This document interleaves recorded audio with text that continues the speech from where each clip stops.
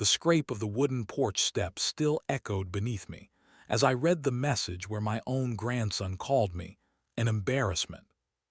Still, I kept my voice calm, fingers tightening on that same porch beam I'd carved before he was born.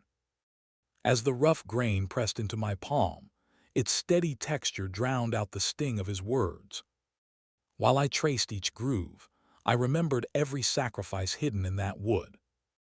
The same familiar texture revealed a truth I'd ignored for too long. That's when I decided, a man who forgets his roots must be reminded who planted them. Before the story begins, tell me, where are you watching from? I hope your day's gentle and calm. Please like, subscribe, and let's start our story together. Walter Hughes found the envelope on his porch just after sunrise, resting against the old wooden rocker he'd repaired 3 separate times over the years. The handwriting on the front, clean, modern, almost too precise, belonged to his grandson, Ethan. Walter lifted it carefully, feeling the faintest tremble of pride move through his fingers. A wedding invitation. His boy, no, the young man he'd practically raised after losing his daughter, was finally getting married. He stood there for a moment, letting the morning quiet settle around him. The smell of damp earth, the distant hum of passing cars, the slow warmth of the sun climbing over the Virginia hills, it all wrapped around him like a memory. He thought of Ethan at 5 years old, tugging on his pant leg while helping him sand a porch rail. He thought of teaching him to drive, to fish, to swing a hammer straight. Walter smiled softly. "You did good, kid," he whispered to no one. Inside the house, he opened the envelope carefully so he wouldn't tear the edges. The invitation was elegant, embossed in gold. It looked expensive, much more than anything Walter had ever ordered for an event. He brushed his thumb across the lettering and felt a gentle ache in his chest, a mixture of pride and something else he couldn't yet name. He walked to his bedroom closet and pulled out his best suit. It was old, yes, older than Ethan by a decade, but well kept. His late wife had sewn the inside pocket herself, stitching their initials into the lining before their 25th anniversary dinner. Later, he wore it to their daughter's funeral. He touched the jacket now with a reverence that made his throat tighten. He laid it across the bed as if placing down a memory. Emily arrived mid-morning, breezing into the house the way she always did, a protective spark in her eyes. "Grandpa, you got it?" she asked, spotting the invitation on the table. But as she talked, her expression shifted, a faint crease forming between her brows. "Ethan's been distant lately. Different, have you noticed?" Walter shrugged it off, though he had noticed. The shorter calls, the distracted tone, the rushed goodbyes. He didn't want to assume the worst. Weddings made people nervous. That's all it was. After she left, he sat down and texted Ethan. "What would you like me to wear to the ceremony?" Simple, respectful. He wanted to get it right. Hours passed. The sun dipped. The house grew quiet. Walter almost forgot he'd sent the message when his phone finally buzzed. "Just, please don't wear the old stuff." Walter read the words twice. A third time, something inside him shifted, small, sharp, almost invisible, like a splinter settling beneath the skin. The room felt colder. Ethan didn't say dress formal or let's coordinate. He said don't wear the old stuff. The suit on the bed suddenly looked lonelier than he'd ever seen it. But Walter drew a slow breath and exhaled. "He's nervous," he murmured, trying to convince himself. "That's all just nerves." Yet in the quiet of his small home, the message lingered like a shadow, hinting that this wedding day might not be the joyful reunion he imagined. Walter stood in front of the tall mirror in his bedroom, the one that had belonged to his wife before she passed. It was slightly warped on the edges, giving everything inside it a gentle curve, as if time itself softened under its glass. He slipped into his old suit jacket, lifting his shoulders and rolling them back until the fabric settled comfortably.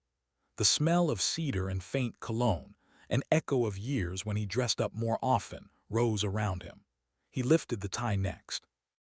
It took him a moment to remember the motions. Loop, fold, pull through. He tied it too short the first time, too long the second, and then finally got it right on the third try. He smiled at his reflection, a small, almost shy smile. "Not bad for an old man," he murmured. He stepped back, imagining how Ethan would look on his wedding day, imagining walking into the venue and seeing his grandson's face light up with pride. For a moment, that image warmed the room like sunlight, filling every quiet space inside Walter's chest. He straightened the knot again out of habit, making sure it sat just the way his late wife had towed. GHT him, centered, not too tight. His phone rang. The sound cut through the stillness so sharply that Walter flinched. He checked the screen and felt a wave of relief and hope rise in him. Ethan. Maybe he wanted to talk about the rehearsal, or the guest list, or something light and ordinary. Walter answered with a smile still lingering on his lips. "Hey, Ethan. Grandpa, don't come dressed like that. It's embarrassing." The words landed without warning, flat and blunt, like a board being dropped onto concrete. Walter froze where he stood, eyes fixed on his own reflection, still dressed in the suit he'd worn to mark the most important moments of his life. The tie suddenly felt too tight, digging into the soft skin of his throat. On the other end of the call, he heard another voice, Grace's mother, sharp and approving. "Yes, that's the right thing to say. We can't have inconsistencies in the photos." Her tone wasn't cruel, but cold, clinical, the way someone might comment on a mismatched curtain or a chipped plate. Walter said nothing. For a moment he wasn't sure he could speak. He swallowed once, then again. His eyes blurred and he cleared his throat quietly, hoping the sound didn't betray the crack forming deep inside him. "Okay," he finally managed. I understand." "You always wear those old clothes," Ethan continued, sounding impatient now, as if this conversation were an inconvenience. "Just don't show up like that, please." Walter didn't recognize the young man on the phone. Not his tone, not his urgency, not the edge of embarrassment, as if Walter were something to hide behind a curtain. He closed his eyes, letting the sting settle. "All right," he murmured, "if that's what you want." He hung up before his voice failed him. The house felt damper than usual. The silence pressed harder. Walter untied the knot he'd been so proud of and let the tie slip from his hands onto the bed. He sat down slowly, palms resting on his knees, staring at the jacket he'd worn on anniversaries, funerals, and moments that had shaped his family. Moments he had believed mattered to them as much as they did to him. Emily arrived 20 minutes later, bursting through the front door like a gust of wind with purpose. She took one look at Walter sitting at the edge of the bed, the tie beside him like a discarded memory, and her expression hardened. "What happened?" she demanded. Walter shook his head. "It's nothing." "Grandpa," her voice sharpened, "tell me." He hesitated, then repeated Ethan's words as gently as he could. Emily's face flushed red, anger rising so quickly it nearly stole her breath. He said, "What? No, no, that's disrespectful. That is unbelievable." Walter lifted a hand, stopping her before the storm could build. "He's nervous. Weddings make people say foolish things." His voice was calm, but the sadness beneath it was unmistakable. Emily paced the room, fury simmering in every step. "Grandpa, you are not buying some expensive suit just to satisfy someone's insecurity." "I wasn't planning to," Walter said softly. She paused. "Then what are you going to do?" He looked down at the suit lying across the bed, the fabric that held pieces of his past stitched deep into its seams. His voice was quiet, barely more than breath. "If my clothes shame him, maybe my presence does too." Emily's eyes widened. "Don't say that." But Walter didn't respond. He simply stared at the doorway, feeling a cold uncertainty settle in his chest, an uncertainty that made him wonder whether attending this wedding would heal something, or break something that couldn't be fixed.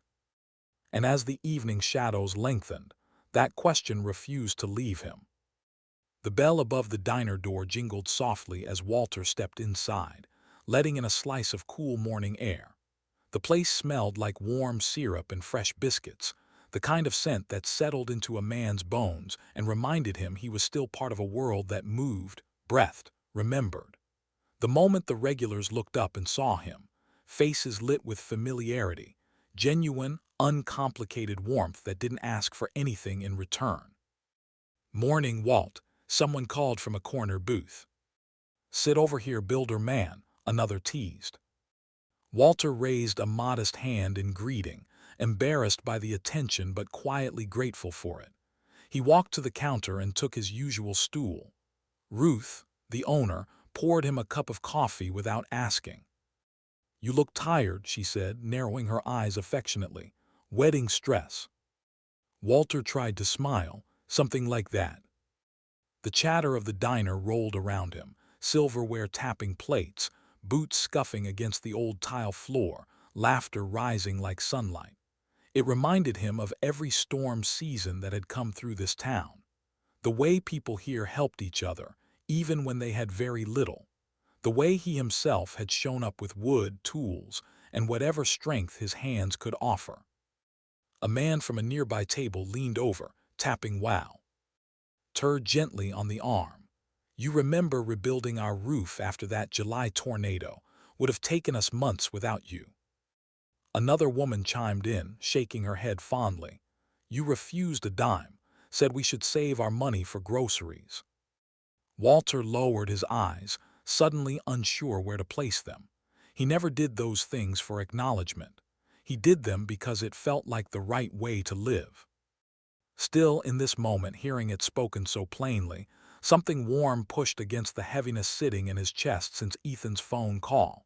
Here, among these people, no one cared if his suit was old or if his shoes had been resoled 3 times. Here, the years meant something. His hands meant something. The diner door opened again, this time with a gust of wind that carried in a woman whose presence shifted the entire room. Me Carter, owner of one of the most prestigious wedding venues in the region, walked toward Walter with deliberate steps. She wore a soft gray coat and an expression that was equal parts wisdom and fire.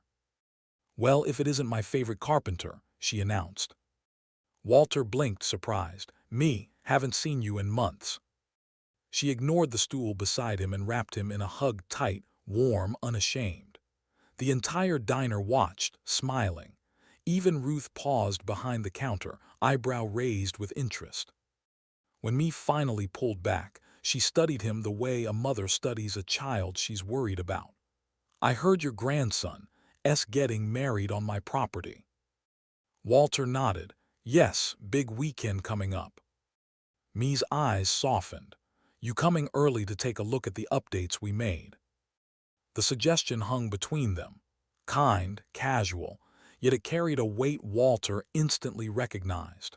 Me didn't invite people to the estate unless she meant something by it. He hesitated, fingers tightening around his coffee cup. "I don't want to intrude or make things complicated for Ethan." Me's eyebrows lifted, her expression sharpening with the same protective edge Ruth often used. "Intrude? Walter Hughes, you built half that property before it ever became a wedding venue. Those beams in the Great Hall, your work. Those support posts near the gardens, your hands shaped them." Walter swallowed. "That was a long time ago." "And still standing," she replied firmly. "Better than most of the new construction these days." He tried to smile, but the hesitation inside him remained. He didn't want to be a source of embarrassment. Not for Ethan, not for Grace's family. Me stepped closer, lowering her voice so only he could hear. "You are part of this town's foundation." Walter felt the words settle in him, heavier than anything he'd heard in months. Foundation. She didn't mean wood or nails or the beams that still held up her estate. She meant something deeper, presence, legacy, the quiet force of a life lived in service rather than spectacle. He suddenly realized she knew more than he'd told her. Maybe she'd heard whispers. Maybe she simply read his face the way only someone who respected him could. "You come see the venue before the wedding," Me said again, this time with the kind of gentle insistence that didn't allow for disagreement. "It's yours long before it's theirs." Walter nodded slowly, but a knot remained in his chest. He wasn't sure how Ethan would react. He wasn't even sure how he himself would feel walking through those familiar beams again after so many years. But as me squeezed his shoulder and the diner hummed around him with genuine affection, Walter couldn't shake the sense that something was shifting, quietly, inevitably, whether he was ready for it or not.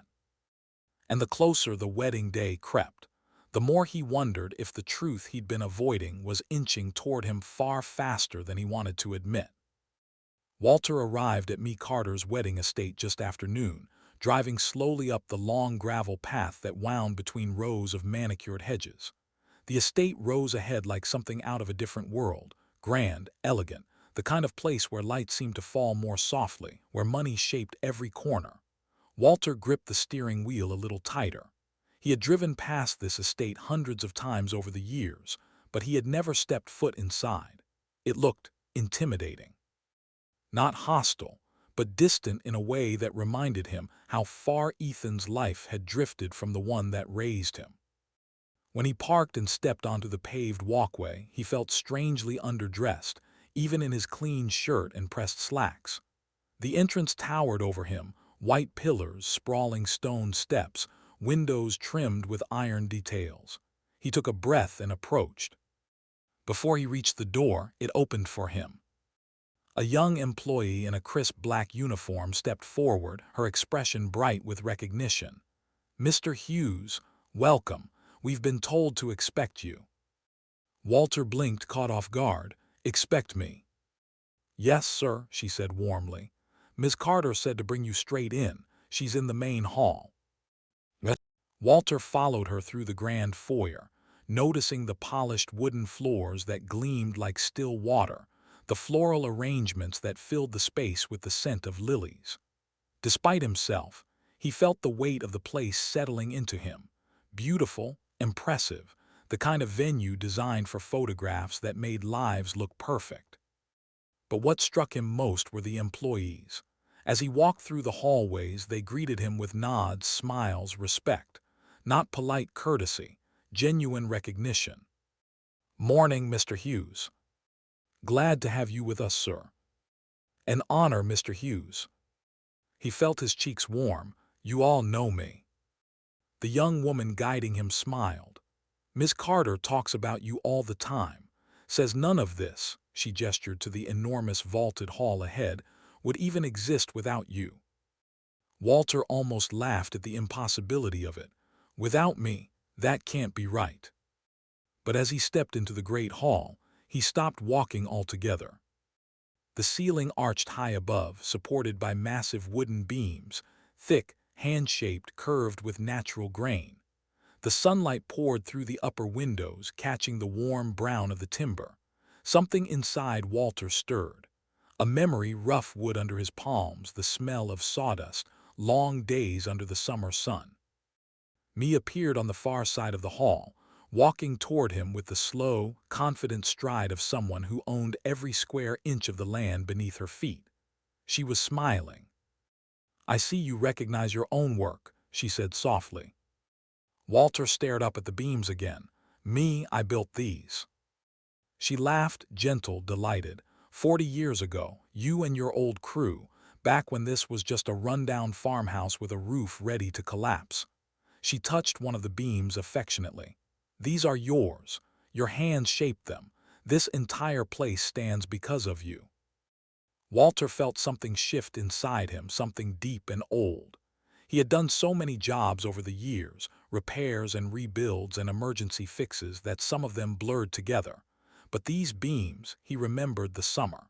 He remembered hauling lumber before sunrise, remembered sanding until dusk, remembered measuring twice, cutting once, then cutting again anyway when a piece warped. He remembered sweating through the heat, laughing with the men he worked with, eating sandwiches his wife packed for him every morning. He lifted a hand and touched the wood.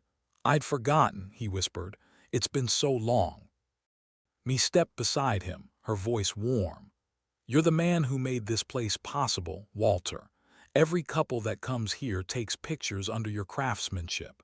Every guest who gasps at this hall is reacting to something you built before any of them were born.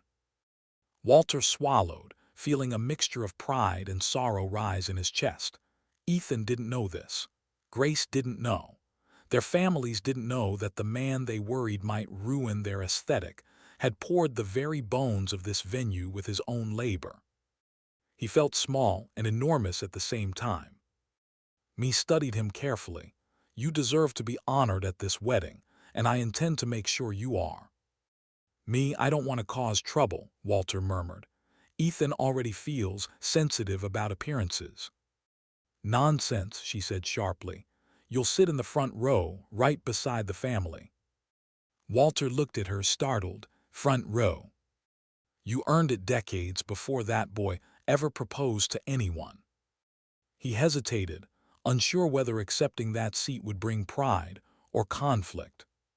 But the beams above him stood firm, reminders of the life he'd built with quiet hands. And as me waited for his answer, a tension formed deep in his chest, one that told him the real reckoning with Ethan was coming sooner than he wished. The late afternoon sun stretched low across Walter's porch, turning the wooden slats golden as he sat in his rocking chair, staring at the phone resting in his palm. He had just returned from Me's estate, still shaken by the revelation that he had built the very beams under which his grandson would soon marry. The pride he felt there lingered faintly, but so did the hesitation, a quiet worry, a bruise that hadn't yet turned purple. The phone buzzed. Ethan's name flashed on the screen. Walter inhaled slowly before answering, trying to steady the tremor in his hand. "Hello, son." There was no warmth on the other end, no hesitation, just a clipped breath and a tone that already felt defensive. "Grandpa, look, I talked to Grace's family, and they think you'll lower the aesthetic." The words sliced through the air, cold, rehearsed, and devastatingly casual. Lower the aesthetic, as if he were a worn-out piece of furniture that didn't match the decor. Walter's hand tightened around the phone until his knuckles whitened. Oh, the single syllable felt too thin to hold the weight pressing on his chest. Ethan rushed on, trying to soften the blow but failing miserably. "I mean, it's not personal, it's Jay. Us that Grace's parents have a very specific vision, and you know how weddings are. Everything has to look a certain way." Walter closed his eyes. He could hear the nervous tapping of something on Ethan's end, maybe a pen, maybe his foot. His grandson sounded agitated, embarrassed, but not ashamed. Not yet. Ethan cleared his throat again. "So maybe it would be better if you, skipped the ceremony and just came to the reception." Walter felt his heart crack, not loudly, not violently, but quietly, like old wood giving way in the middle of the night. His voice wavered as he spoke, betraying him for a moment before he forced control back into it. "You don't want me at the ceremony." "It's not me," Ethan insisted quickly. "It's them. They just have expectations, and I'm trying to keep everyone happy. The reception is more relaxed anyway. It'll be perfect for you." Perfect for you. The words rang like an afterthought, a consolation prize no one wanted. "I see," Walter whispered, though he barely saw anything at all. His vision had blurred, the porch lights streaking like watercolor. Before he could say anything more, Ethan ended the call with a hurried, "Thanks for understanding," leaving Walter alone with the silence. The phone buzzed again almost instantly, a text this time, from Grace. "Hi, Walter. Just wanted to clarify, nothing personal. We just want everything to look cohesive with the photos. Can't wait to celebrate with you later in the evening." Smiling face with smiling eyes. The smiley face felt like gravel in his throat. Walter stared at the words until the screen dimmed. He placed the phone on his lap and let his hands fall slowly to the armrests of the rocking chair. For a long moment he couldn't move, couldn't breathe. He felt a deep, hollow ache settle under his ribs, a familiar ache, the kind that followed loss. Emily arrived just as the final light left the sky. She stepped onto the porch and saw the expression on his face before he said a word. "What happened?" she demanded, voice sharp with worry. Walter didn't want to repeat the words. He didn't want them to exist twice in the world. But he told her anyway, quietly, carefully, each sentence punctuated by the ache he tried to hide. Emily's reaction was instant, fury rising so fast it startled the evening air. He said, "What? Grandpa, that's no, absolutely not." Her voice trembled with anger. "You are not some prop they can hide until the lighting is right." Walter lifted a hand, weary. "It's their day, Emily." "And you're their family," she shot back. "You don't let shame define your worth." He looked away, toward the field stretching into dusk. "Maybe it doesn't matter if I'm at the ceremony." "It matters to me," Emily said fiercely, stepping closer. "And it will matter to him too someday, even if he's too blinded right now to understand what he's asking." Walter exhaled, long and heavy. "I'm thinking maybe I shouldn't go at all." Emily froze, breath catching. "Grandpa, don't do that. Don't let them take that from you." But the doubt had already crept in, filling the space where his confidence used to live. He felt small, unwanted, unsure. His phone buzzed again. A new message. "Me. Don't you dare stay home." Walter stared at the words, firm, commanding, full of certainty he no longer had within himself. And as the dark settled around the porch, he felt the weight of a choice pressing closer, one that would shape the rest of this story, whether he was ready or not.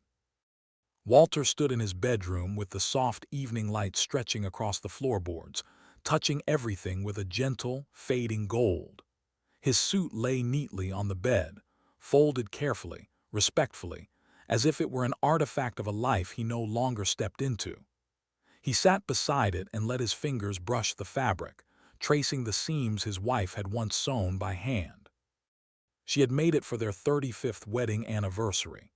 He could still see her sitting at the kitchen table with her thimble, glasses slipping down her nose, humming softly as she stitched the lining.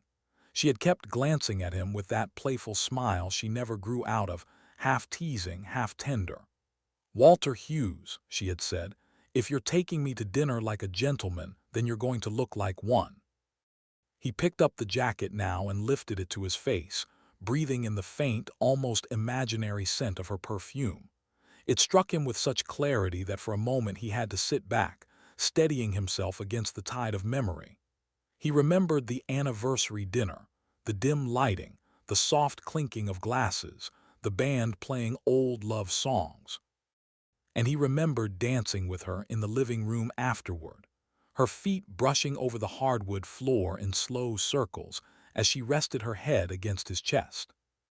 He smiled at the memory, soft, fragile, but still alive in him.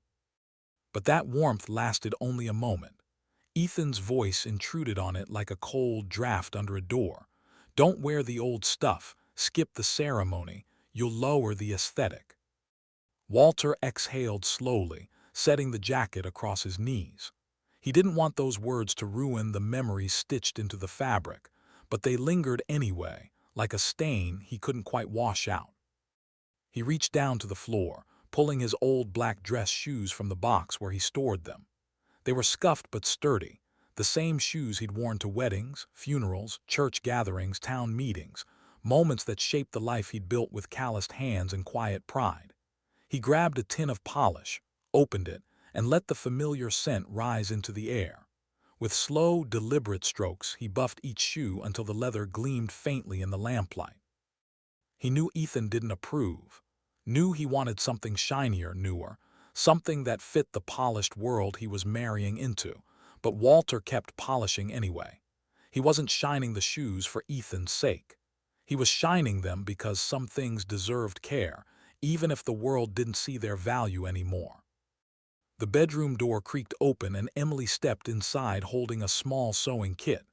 "You mind?" she asked softly, nodding toward the jacket. Walter handed it to her without a word. She laid it flat on the bed, smoothing the shoulders with a careful touch. "It's a little loose around the waist," she said. "I can take it in just a bit, make it look sharper." He watched her work, her fingers moving with a precision that reminded him so strongly of her grandmother that it brought another wave of warmth to his chest. Emily didn't say much. She didn't need to. The quiet between them was steady, comfortable, a kind of reassurance in itself. When she finished, she held the jacket up for him. "Try it." He slipped it on. It fit better, cleaner lines, a slightly firmer shape. He met his own eyes in the mirror, surprised at the reflection staring back at him. Not younger, not transformed, but dignified.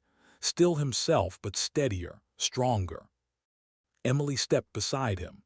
"Grandpa," she said softly, "you belong there at the ceremony." He hesitated, the uncertainty still lodged in his chest like a nail. "I don't want to make things harder for him," he murmured. "No," she replied firmly. "He made this hard, not you." He looked at her, really looked at her, at the fierce loyalty in her eyes, the protective love.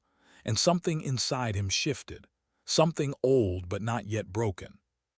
"I'm going," he said finally, voice steady.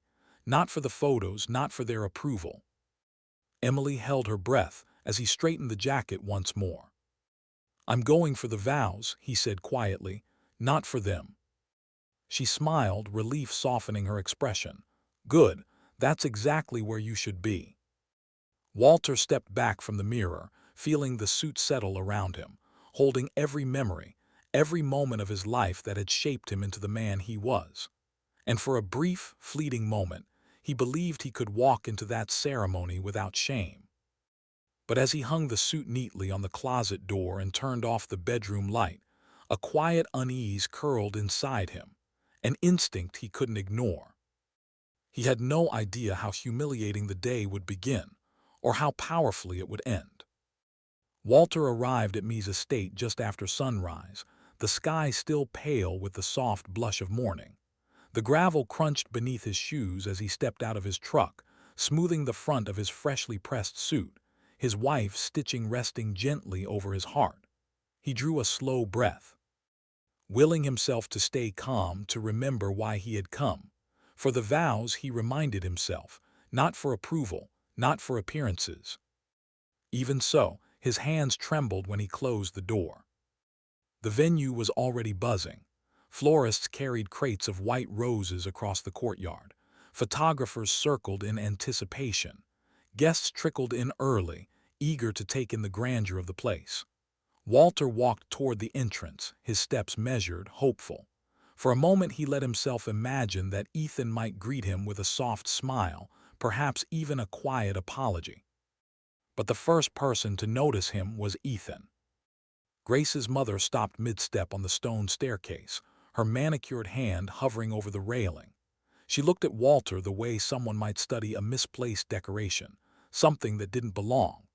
Her eyes dragged from the worn edges of his shoes to the faint sheen on his old jacket, the one Emily had lovingly tailored. And then her lips tightened into a frown so sharp it seemed to slice the air between them. "Oh," she said, as if discovering something unpleasant on the bottom of her heel. "You're early." Walter nodded politely, wanted to be here before the crowd. She blinked twice, her expression stiffening. "I see."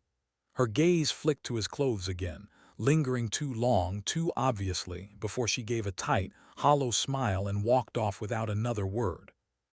The warmth Walter had walked in with slipped away like breath on glass. Inside the venue courtyard, the hush of spring wind mingled with low murmurs from small clusters of guests. Walter stepped through the archway, scanning for Ethan. When he finally spotted him near the photo setup, fixing a boutonniere to his lapel, relief fluttered in Walter's chest, brief, fragile. But Ethan didn't look up. Not even when Walter paused just a few feet away. Not even when their shadows crossed on the flagstone beneath them. Instead, Ethan shifted slightly, angling his body away as if trying to shield himself from being associated with the man who raised him. He murmured something to a groomsman, who glanced at Walter and then quickly looked away, unsure, uncomfortable. Walter cleared his throat, mourning Ethan. Ethan muttered, "Hey," without turning, his voice barely audible. He didn't meet Walter's eyes. The small flutter of hope, Inside, Walter stilled completely. Guests continued to arrive, and as they passed, their whispers rose like low wind around him. That must be the grandfather. He's dressed very simply for a venue like this. Didn't they ask everyone to follow a theme? It doesn't match the colors at all. Some comments were quiet enough to pretend he hadn't heard. Others were loud enough that ignoring them felt like a deliberate lie he was forcing on himself. Walter kept his gaze steady on the courtyard fountain, refusing to let pride or anger rise. He had weathered storms worse than whispers. He had stood against winds that tore roofs off houses. He had held crying neighbors after disasters and rebuilt their homes with nothing but calloused hands and stubborn heart. Still, human hearts break in small, private ways, and this morning his did. Emily arrived from behind him, her steps brisk, her eyes scanning the courtyard. The moment she saw his face, saw the stiffness in his jaw, the tension in his shoulders, her own expression hardened. "Grandpa," she asked, standing beside him like a shield, "what happened?" "Nothing," he said quietly. Emily's gaze swept over the clusters of whispering guests, the sideways glances, the turned backs, the subtle disapproval painted across far too many faces. She saw Ethan avoiding eye contact like a child caught doing something shameful. She saw Grace's mother speaking animatedly to her friends while occasionally flicking Walter's direction with a thin, judgmental arch of her brows. Emily's chest rose sharply with anger. "Unbelievable," she muttered. "You deserve better than this." Walter forced a small, steady smile. "Emily, it's all right." But she knew it was. She knew the words were simply the armor he had chosen for the day. Walter turned his gaze back to the guests, letting the whispers roll over him like distant thunder. He didn't protest. He didn't defend himself. He simply stood there, quiet and composed, absorbing each slight like rain against old timber, weathering, bending, but refusing to break. And in that fragile moment, surrounded by people who judged him without knowing him, he felt the emotional divide widening between the man he had raised and the man Ethan had become. The ceremony hadn't even begun, yet Walter could already sense it. This day was going to test him far more than he had expected. The pre-ceremony photo session took over the courtyard like a small, controlled storm, photographers barking instructions, guests adjusting dresses and cufflinks, florists darting around to fix toppled centerpieces. Walter stood at the edge of the crowd, hands folded in front of him, trying to stay out of the way yet still present. He told himself he was here for Ethan, told himself appearances shouldn't matter, told himself he could survive the whispers. But then he saw Ethan walking toward him, jaw tight, shoulders stiff. The look alone made Walter brace himself. "Grandpa," Ethan said quietly, glancing over his shoulder to make sure no one was watching too closely. "For the pictures, can you, sit this part out?"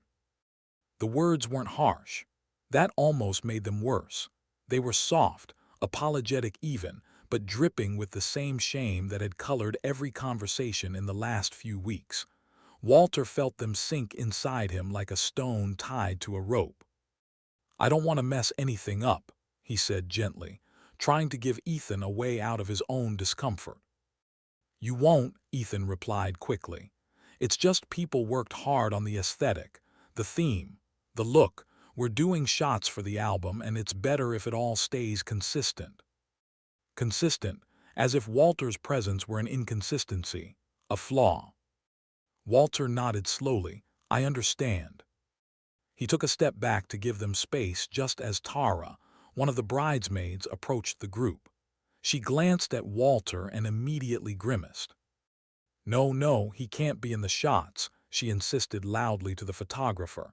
"He's completely off theme." Her voice carried across the courtyard, sharp and thoughtless, slicing straight into the center of Walter's chest. Several heads turned. A few brows lifted. Someone stifled a laugh. Walter's ears burned. He tried to step farther back, hoping the moment would disappear if he could just shrink small enough. But then he heard a groomsman whisper, "Careless, cruel, not quiet enough. Why invite him at all?" The words rang in Walter's ears, echoing louder than the chatter around him. His breath faltered. He felt himself folding inward, not physically but somewhere deeper, somewhere only he could feel the collapse.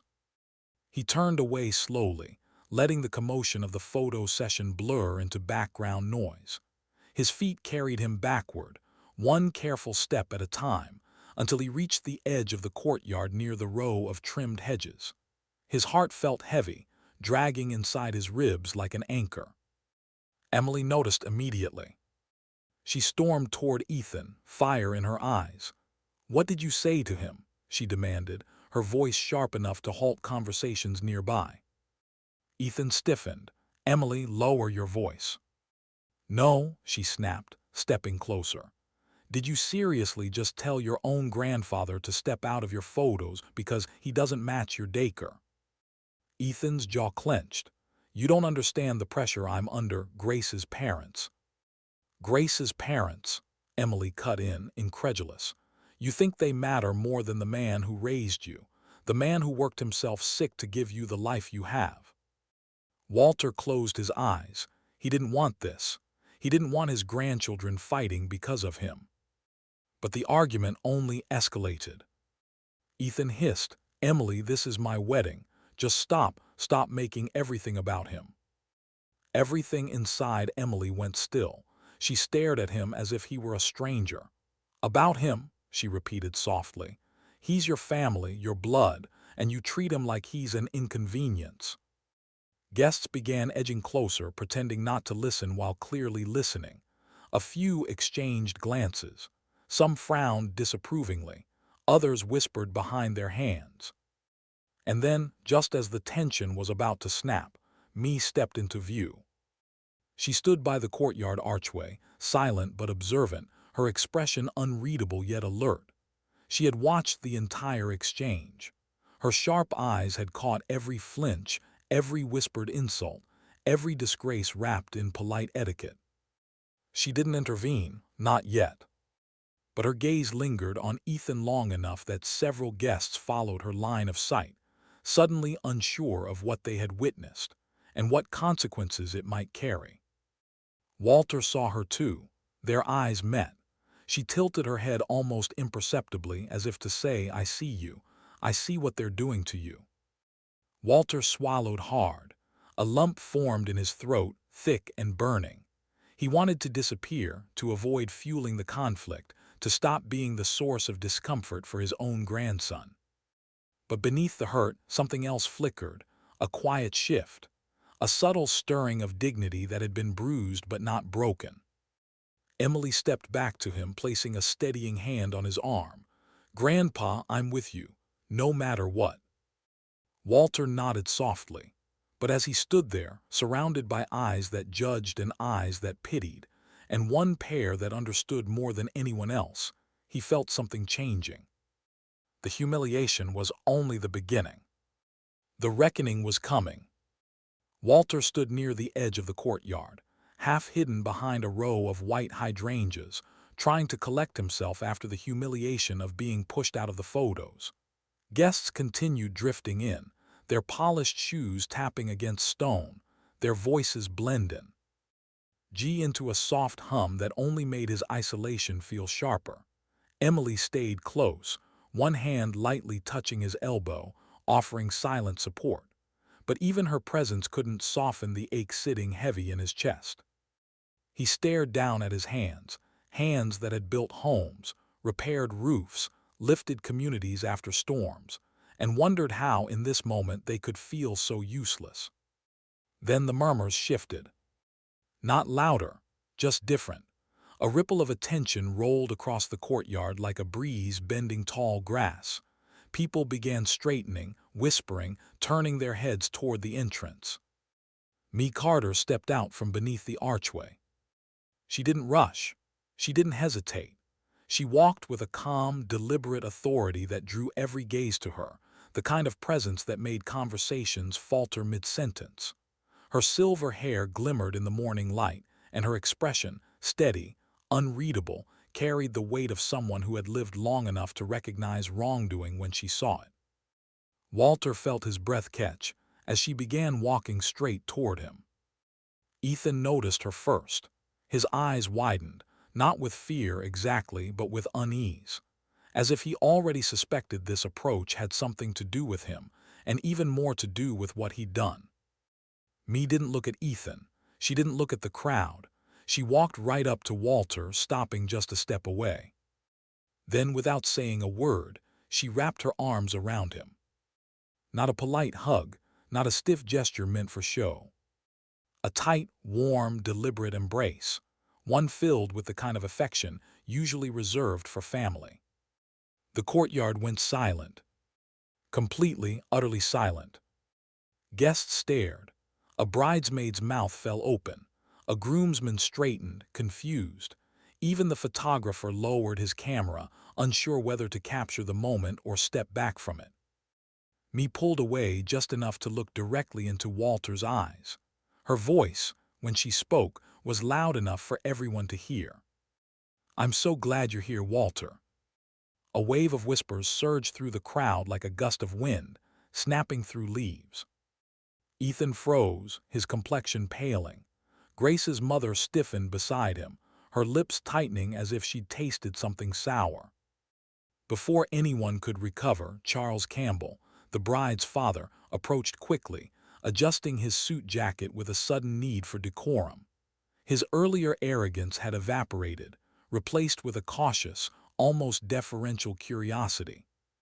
"Me," he said carefully, "you know Mr. Hughes." Mee turned toward him slowly, her expression composed, dignified, almost regal. "Know him," she echoed, her voice carrying easily across the courtyard. "Charles, this man is the reason your daughter is getting married on such a beautiful estate today." A beat of stunned silence followed. Charles blinked. I'm not sure I understand." Mee lifted her chin and projected her voice so there was no possibility of misinterpretation. "Walter built this estate. The beams over your ceremony, the original supports under the Great Hall, the structure you've spent a fortune decorating. His hands crafted every inch of it." She gestured around them, her arms sweeping across the courtyard and the towering hall beyond. "Without him, you'd be getting married in a field." Gasps exploded around the courtyard. One woman covered her mouth with both hands. A groomsman muttered, "You're kidding." A bridesmaid stared at Walter as if she'd never seen him before. Conversations erupted in low, incredulous bursts: admiration, curiosity, shame, surprise. Ethan's face drained of color entirely. His lips parted slightly, but no sound came out. His shoulders sagged as the weight of Mee's revelation settled over him, heavy and undeniable.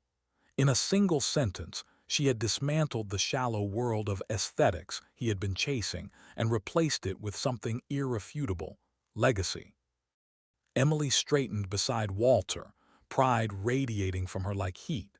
She didn't say a word, but the vindication in her eyes was unmistakable.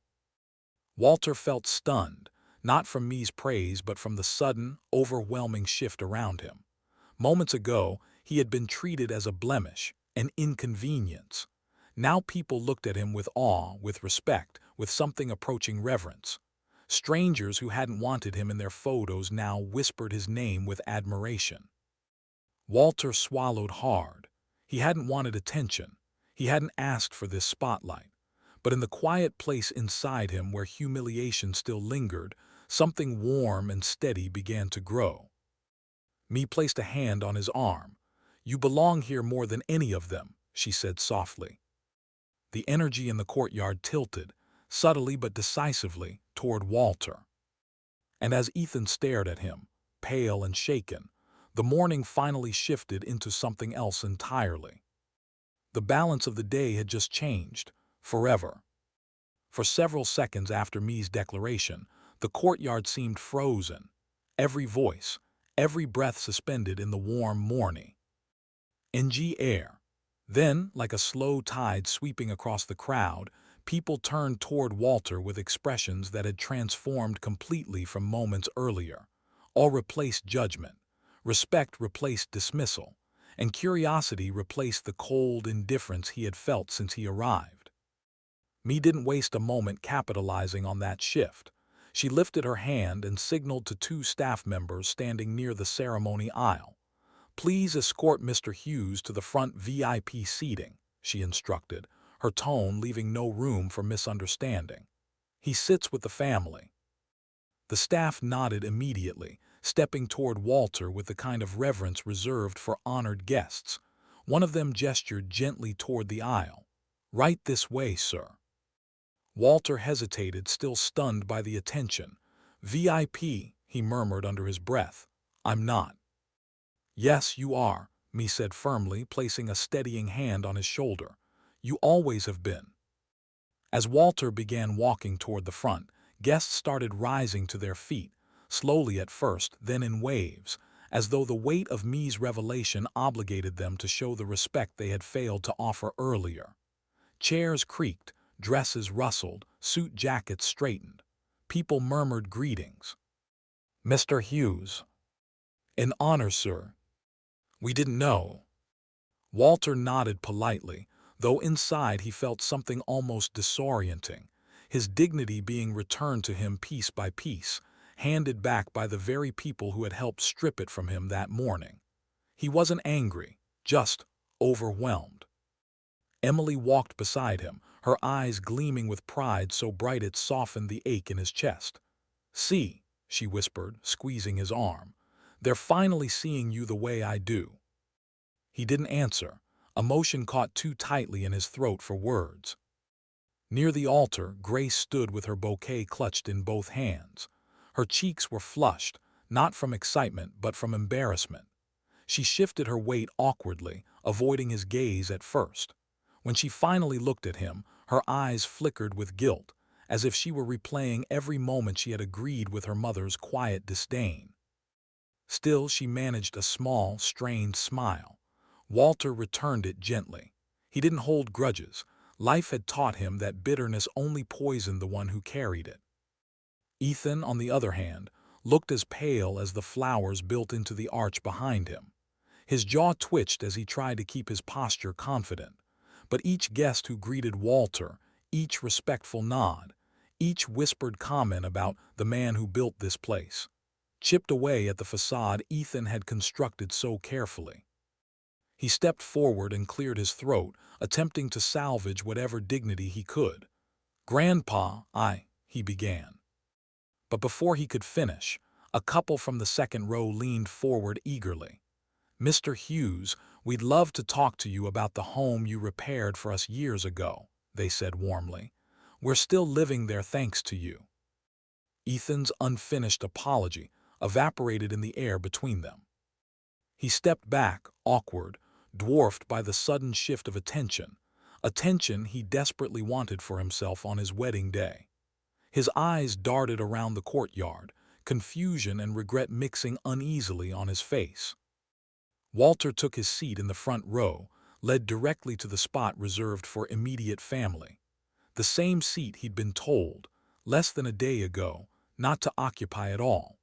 The irony wasn't lost on him, nor on the guests who now watched Ethan with open curiosity, silently questioning how such a man had ever been overlooked. Charles Campbell approached next, clearing his throat with a discomfort he didn't attempt to hide. "Mr. Hughes," he said stiffly, "I owe you an apology. I didn't realize your connection to the estate. Had I known—" Walter stopped him gently. "You don't need to apologize for something you didn't know."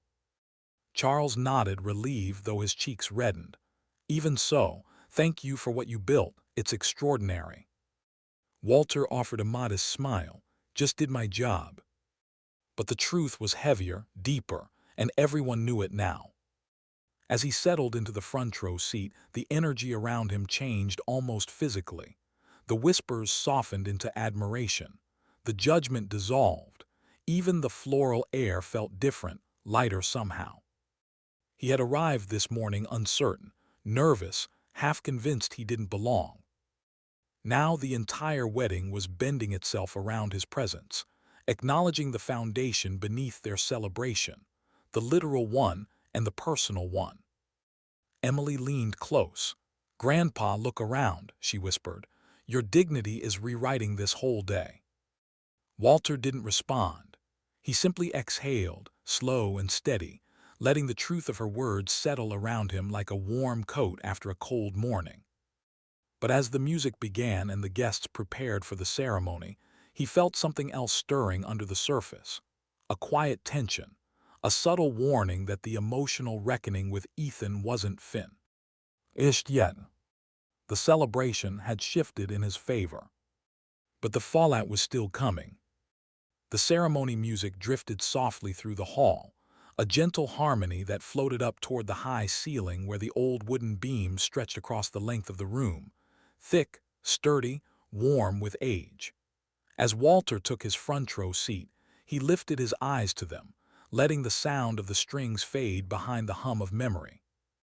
The beams still bore the faint marks of hand tools, grooves worn into them long before the hall ever hosted a wedding.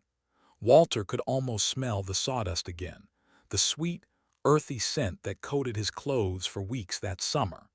He remembered wiping sweat from his brow as the sun beat down on the unfinished frame. He remembered climbing ladders that creaked beneath him. And he remembered looking down during lunch breaks to see his wife standing near the truck, waving him over with that paper bag she always packed for him. Ham sandwich, apple slices, and a handwritten note he pretended not to keep.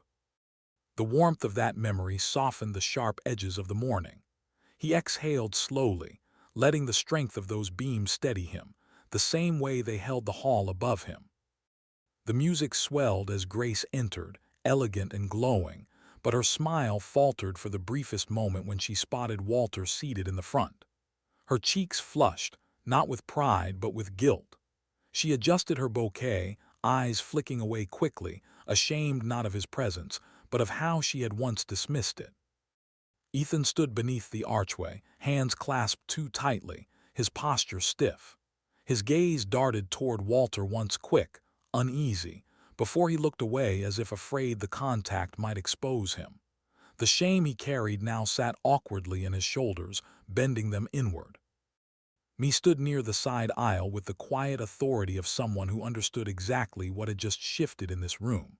She caught Walter's eye and offered a subtle nod, a gesture of recognition, of gratitude, of solidarity. It told him she hadn't spoken earlier for theatrics. She had spoken because the truth deserved air. Walter straightened gently, drawing strength from that simple acknowledgement. The officiant began, his voice echoing softly beneath the beams. Grace and Ethan turned toward each other, hands linked, though Ethan's grip seemed tense. Walter watched his grandson carefully. He could see the conflict etched into Ethan's expression, the weight of pride battling with the dawning realization of what he had done, who he had nearly pushed aside. When it came time for Ethan's vows, he cleared his throat twice before beginning. His voice trembled, barely above a whisper. "Grace, from the moment I met you." He paused. Someone in the second row shifted uncomfortably. Ethan tried again. "From the moment I met you, I knew." Another pause, this time longer. He swallowed hard, eyes darting briefly, only briefly, toward Walter. It wasn't a plea for help, nor was it a silent apology. It was the glance of a man who suddenly realized he was delivering. A promise beneath beams built by the same hands he had tried to hide. The weight of that truth unsettled him, and his next words came out unsteady. "I knew I wanted to build a life with you." The word build hung strangely in the air, as if even he heard its irony. His voice cracked, and he quickly looked away from Walter again, embarrassed. Grace gently squeezed his fingers, encouraging him, though her own expression revealed guilt she couldn't fully mask. She had heard the whispers earlier. She had seen the tension. She knew more than she dared admit. Her vows came out steadier, though emotion tugged at her words. When she mentioned family, honoring where we come from, respecting the people who shaped us, her gaze drifted toward Walter, soft and weighted with apology. It wasn't spoken aloud, but it was there. Clear, humble. Walter looked down for a moment, overwhelmed by how unexpectedly this day had changed shape. A few hours earlier, he had considered not attending at all. Now he sat beneath beams he had built with his own strength, listening to vows spoken under the shelter of his legacy. Emily reached over and squeezed his hand, her thumb brushing gently across his knuckles. "You belong here," she whispered. He nodded, eyes warming with emotion, not from pride, not from vindication, but from peace. A quiet, steady peace that filled the hollow spaces inside him where hurt had nestled earlier in the day. He lifted his gaze once more to the beams overhead. They had weathered storms, renovations, and decades of seasons. Yet they still held strong, still cradled moments like this with unwavering steadiness. Just as he had. Legacy, he realized, outlived disrespect, outlived misunderstanding, outlived the temporary blindness of youth. As the officiant prepared to pronounce the couple married, Walter felt something loosen in his chest. Not forgiveness yet, but the beginning of space where forgiveness might someday grow. And though the ceremony moved toward its joyful conclusion, a quiet tension lingered, an unfinished thread between him and Ethan that both of them would soon have to face. The vows were done, but the reckoning was still waiting. The reception hall glowed with warm amber lights, the kind that softened every surface and made the polished floors shimmer like honey. Laughter rose above the hum of conversation, silverware chimed against plates, and servers weaved between tables balancing trays of champagne. But the energy in the room was unmistakably different from earlier, lighter, warmer, more aware. Because now everyone knew who Walter Hughes was. Walter stepped into the hall quietly, hands clasped behind his back, content to find a place near the corner where he wouldn't be underfoot. But he didn't make it 3 steps before a woman in a navy dress gasped. "Oh my goodness, Mr. Hughes," she said, touching her husband's arm. "You rebuilt our porch after that winter storm. We still talk about how perfectly you matched the wood grain." Walter blinked, surprised. "That was many years ago," he said softly. "Still holding strong," her husband added with a grin. "Better than when it was new." Before Walter could respond, another couple approached, then another. One man removed his hat respectfully, sharing how Walter had restored the support beams under his parents' home after a flood. A young woman teared up as she described the custom handrail Walter had carved for her late grandmother, running her fingers along the air as if tracing it. Walter listened, nodding, offering modest smiles. He didn't brag. He didn't recount the difficulties of the jobs or the long nights he'd spent making sure families had safe roofs over their heads. He simply absorbed their gratitude with the quiet humility that had shaped his life. Emily stood at his side, glowing with pride. She had always seen her grandfather this way, a man worth honoring, worth celebrating, but seeing the room finally recognize it filled her with a fierce satisfaction. "Told you," she whispered at one point, nudging him gently. "People remember the good you do." Walter chuckled under his breath, embarrassed. "Seems they have better memories than I realized." Near the head table, Charles Campbell rose from his seat. The room quieted slightly, anticipating some formal toast. Instead, Charles lifted his glass and looked directly at Walter. "I've learned something today," he announced, voice carrying across the hall. "It turns out this celebration is standing on more than just foundations of love and family." He paused, letting the silence thicken. "It is standing, quite literally, on the work of Mr. Walter Hughes, a man who has built not just this estate but half this town." All heads turned toward Walter. Chairs shifted. Someone clapped softly, then louder, and soon a ripple of applause swelled through the hall. People rose from their seats, cheering lightly, respectfully, acknowledging him in a way he had never expected. Walter's cheeks warmed, he shook his head gently, mouthing, "Thank you," though he felt undeserving of such praise. He had never worked for recognition. He had simply done what he could when he could for the people around him. Grace approached him next, holding her bouquet delicately in one hand. She looked softer now, less polished, more human, her earlier embarrassment at the morning's behavior lingering in her eyes. "Mr. Hughes," she said quietly, "there's someone I want you to meet." She guided him toward an older woman seated near the window. Grace's grandmother looked up, her face brightening instantly. "Ah," she said, reaching for Walter's hand, "this must be the man behind all those beautiful beams. I told Grace the moment I saw them, someone with real heart built this place. And I was right." Walter felt a lump rise in his throat. "Ma'am, I just did my job," he murmured. "Oh, nonsense," she said with a laugh. "Anyone can do a job. Few people leave fingerprints of their soul on the things they build." Her words struck deeper than she could have known. Across the room, Ethan stood by the dessert table, hands in his pockets, shoulders hunched, not from pride anymore, but from the weight of shame. He watched his grandfather being embraced, respected, celebrated. Each moment seemed to carve a mark into his conscience. His eyes glistened with the painful understanding of what he had nearly erased from his life, the value of the man who had raised him. He didn't approach, not yet, he wasn't ready, and Walter wasn't looking at him anyway. Walter wasn't seeking validation. He wasn't reveling in attention. He simply listened quietly, patiently, to each person who came to thank him. Emily leaned in closer to her grandfather. "This," she said softly, "is what real legacy looks like." Walter smiled almost shyly. "I suppose I never thought it mattered much." "It mattered," Emily whispered, "more than you know."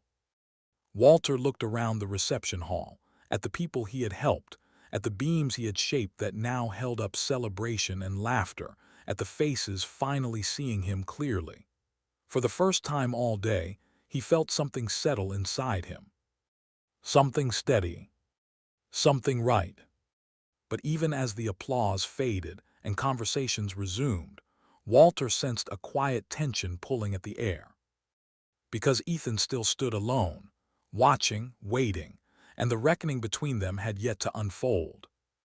The applause from the reception hall still echoed faintly down the corridor as Ethan slipped away, his polished shoes thudding too loudly against the hardwood floor. He didn't care who saw him leave, didn't care if anyone assumed he was going to fix his boutonniere or catch his breath. He just needed a door, any door, between himself and the growing humiliation twisting inside his chest.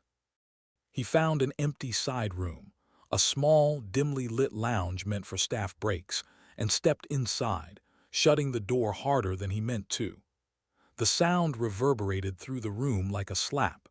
Ethan pressed his palms against the edge of a side table, bowing his head as if bracing for impact. Everything felt wrong.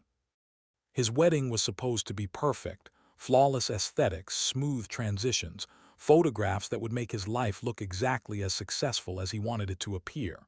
But instead his guests were praising Walter, his grandfather, the man he had treated like a burden. They were shaking his hand, honoring him, talking about beams and houses and foundations. Foundations. The word burned in Ethan's ears. He sank onto a small leather couch, running a hand through his hair in agitation. "This isn't how this day was supposed to go," he muttered. The door opened softly. Grace stepped inside, closing it behind her with deliberate caution. "I figured you were in here," she said. "You stormed out." Ethan scoffed. "I didn't storm out." Grace raised an eyebrow. "You did, Ethan." He looked away, jaw tight. After a moment she crossed the room and sat a few feet from him, smoothing the skirt of her dress. "Talk to me." He let out a strained laugh. "About what?" "About how everything today is suddenly about him." "Your grandfather?" Grace asked gently. "Yes, my grandfather," Ethan snapped, then immediately regretted the harshness in his voice.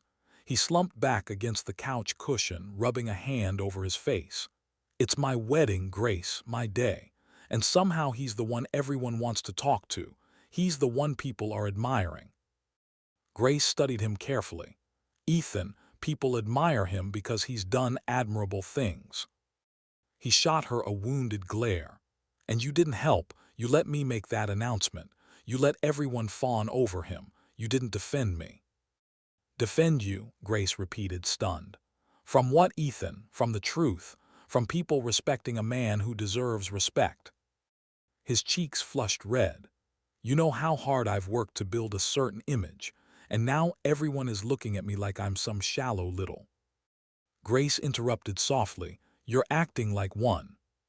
The words hung in the cool air of the room, suspended and heavy. Ethan blinked as if she'd struck him. Grace didn't back down. "Ethan, respect is earned, not demanded, and certainly not built on top of dismissing someone else's worth."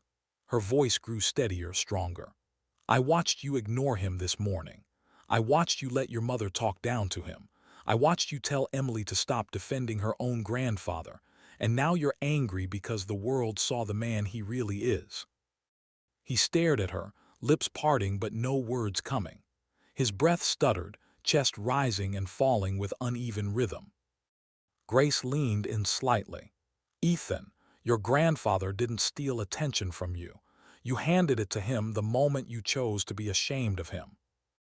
A tear slipped down Ethan's cheek, unnoticed at first, then quickly brushed away. His shoulders sagged as though Grace's words had broken some rigid structure inside him. "I didn't mean for it to be like this," he whispered. "I just wanted everything to look perfect." Grace's expression softened. "Perfect isn't real, and people can sense when something is fake. What they saw today wasn't your grandfather overshadowing you. They saw authenticity overshadowing insecurity." The truth hit him harder than he expected. Ethan lowered his face into his hands. A quiet, strained sound escaped him, a sob he tried to swallow but couldn't. His chest trembled, his breath hitched, and then the flood came, raw and uncontrollable, years of pressure, pride, and insecurity collapsing into a single moment of emotional failure. Grace moved closer, her hand hovering before finally settling gently on his back. "It's okay to break down," she murmured. "It's okay to admit you lost yourself a little." He shook his head. "I didn't lose myself," he said through tears. "I became someone I don't even recognize." Grace nodded slowly. "Then maybe today wasn't the disaster you think it was. Maybe it showed you what you need to change." He lifted his eyes to hers, red, glassy, vulnerable. "Does he know?" he whispered. "Does he know how badly I—" "No," Grace answered quietly, cutting him off. "Walter doesn't know any of this." Ethan's chest tightened further, guilt knotting inside him. He wiped his eyes with shaking hands, knowing there was a reckoning waiting outside the door, one he wasn't sure he was ready to face. But Walter had no idea his grandson was breaking just a few rooms away. The reception had settled into a warm rhythm. By the time Mee tapped a spoon gently against her glass, the subtle chime floating through the hall and bringing conversations to a gradual hush. Walter, who had been quietly enjoying a seat near the corner with Emily, looked up with mild surprise. "Walter," Mee said from the front of the room, "I believe you brought something for the couple." Her voice carried gently but firmly, leaving no chance for refusal. All eyes shifted toward him, not with judgment this time, but with curiosity and anticipation. Walter hesitated, feeling his cheeks warm. He hadn't planned on showcasing his gift. He intended to hand it to Ethan and Grace privately, quietly, without attention. But now the room waited. Emily nudged him encouragingly. "Go on, Grandpa." Walter rose slowly, steadying himself before walking toward the head table. He reached into the small wooden box he had kept by his chair, the same box he had carved decades ago. When he opened it, the faint scent of cedar drifted out, soft, familiar, comforting.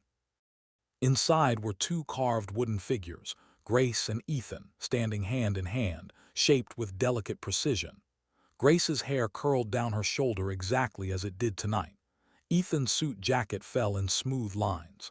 Their hands connected in a graceful arc, symbolizing unity. Every groove, every subtle shadow had been etched with care, the kind only decades of craftsmanship could produce. Walter lifted the figures gently and placed them on the table in front of the couple. Gasps rippled around the room. The carving glowed under the amber lights, catching the grain of the wood in rich, warm depth. It wasn't flashy. It wasn't ornate. It was sincere, detailed, beautiful in a way that felt alive. Grace's eyes widened. She raised a hand to her mouth, stunned. "Mr. Hughes, this is incredible." Tears welled quickly, unexpected, unhidden. Her fingers trembled as she traced the delicate edge of her carved likeness. Ethan swallowed hard beside her. His smile formed, but it was tight at the edges, strained, forced. His eyes betrayed something deeper: conflict, shame, disbelief at the stark contrast between the man he'd tried to hide and the man who now stood quietly at the center of admiration. Guests began murmuring with renewed excitement. Did he carve that himself? Look at the detail on the faces, my God. That's artistry. Unbelievable craftsmanship. A photographer darted closer, snapping shots from different angles, clearly captivated. Walter stepped back slightly, almost embarrassed by the attention. "Just a small gift," he murmured, "something I put together." Me stepped forward then, her voice carrying its usual authority. "Small," she said, raising an eyebrow. "Hardly." The crowd quieted again. "Most of you don't know this," she continued, "but these figures aren't the only works of Walter's hands on this property." People leaned in, intrigued. Me placed her hand against the grand double doors at the back of the hall, the very doors every guest had walked through earlier. Walter carved the original doors to this venue as well. Every swirl, every petal, every leaf pattern. These doors were his gift to the estate long before it became a wedding destination. Another wave of awe surged across the room. A woman near the bar clapped first, tentatively. Then others joined, and within seconds applause erupted like a burst of admiration that filled the hall. Guests rose again, cheering lightly, smiling warmly at the man who had shaped more pieces of their town than they'd ever realized. Walter looked down, humbled, hands clasped loosely in front of him. He didn't bask in the applause. He didn't straighten with pride. He simply gave a soft nod, his voice gentle when he finally spoke. "I just carved what needed carving," he said. "It was my way of giving back." The humility in his tone made the applause deepen, soften into something reverent. Ethan felt that shift acutely. He watched his grandfather, this man he had tried to hide, downplay, distance himself from, now being celebrated not for wealth, not for appearance, not for social standing, but for character, for skill, for a lifetime of quiet contributions that had outlived trends and aesthetics. Ethan's chest tightened painfully. He couldn't compete with this, not with integrity, not with legacy, not with the kind of respect earned one nail, one beam, one carved line at a time. He had spent months chasing an image, and Walter had spent a lifetime becoming someone worth honoring. Grace squeezed Ethan's arm softly, but even she could see the turmoil behind his eyes, the realization settling in heavy and unavoidable. Walter remained still as the applause faded, offering no spectacle, no boast, only quiet presence. But beneath the calm surface of the room, something shifted subtly, powerfully, inside Ethan. His grandfather's gift hadn't just impressed the guests. It had exposed the emptiness in Ethan's own values. And the reckoning within him was far from over. The reception music pulsed faintly through the back garden as Walter stepped outside for air, the cool evening breeze brushing softly against his face. Lanterns swayed gently in the branches above him, casting warm circles of light on the stone path. It was peaceful here, removed from the applause, the praise, the overwhelming attention he never sought. He inhaled deeply, letting the quiet settle his thoughts. He didn't hear the footsteps immediately, but he felt them, hesitant, uneven, carrying the weight of someone who didn't want to be caught running away, but didn't know how to approach steadily either.